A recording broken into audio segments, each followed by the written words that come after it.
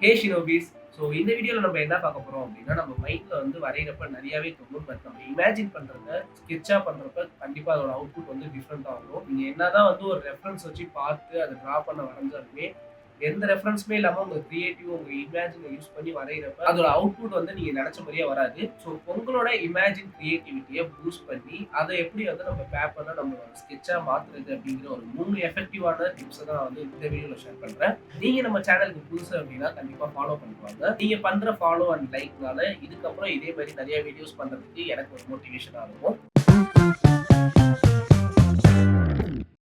First டிப்பா என்ன பார்க்கலாம் அப்படின்னா, நீங்க ஒரு 2 ரெஃபரன்ஸ் எடுத்துக்கோங்க. 2 ரெஃபரன்ஸ கம்பைன் பண்ணி நீங்க உங்களோட ஒரு ஸ்கெட்ச்சா மாத்துங்க. இப்ப நான் வந்து ஒரு ரெஃபரன்ஸ்க்கு ஒரு ரைனோசரஸும், ஒரு ஹார்ஸும் எடுத்திருந்தேன்.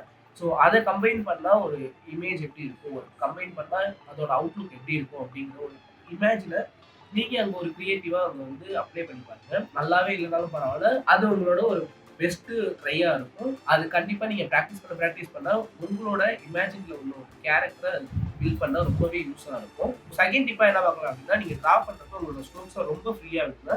எடுத்தோனே அக்யூரேட்டா, மைன்யூட்டா வந்து இந்த ஸ்ட்ரோக்ஸ் இப்படிதான் வரணும்னு சொல்லி வரையாதீங்க. நல்லா ஃப்ரீயா ஸ்ட்ரோக்ஸ் வரைங்க. அதுல வர ஷேப்ஸ் வச்சு தான் உங்களோட கிரியேட்டிவ், உங்களோட இமேஜினேஷன் பூஸ்ட் ஆகும்.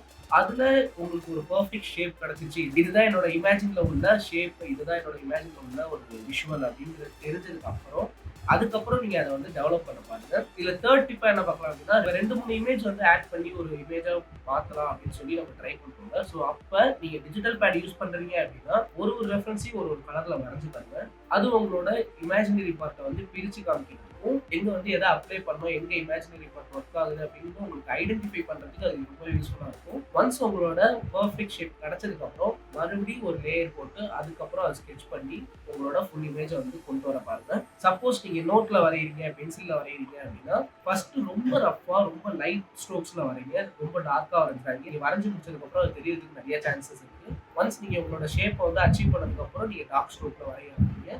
இதெல்லாம் நீங்க வந்து டிராயிங் பண்ணி பிராக்டிஸ் பண்ணா உங்களோட ஓன் இமேஜினரி ட்ரீம் கேரக்டர்ஸ உங்களால விஷுவலா கொண்டு வர முடியும். உங்களோட ஓன் கேரக்டர நீங்களே டிரா பண்ண முடியும். இந்த 2 ரெஃபரன்ஸ் சொன்னேன்ல. ஸோ நீங்க எத கம்பைன் பண்ணுவீங்க அப்படிங்கிறத கமெண்ட்ல மறக்காம சொல்லுங்க. இதே மாரி வீடியோ வேணும் அப்படின்னா என்னோட சேனல மறக்காம சப்ஸ்கிரைப் பண்ணுங்க.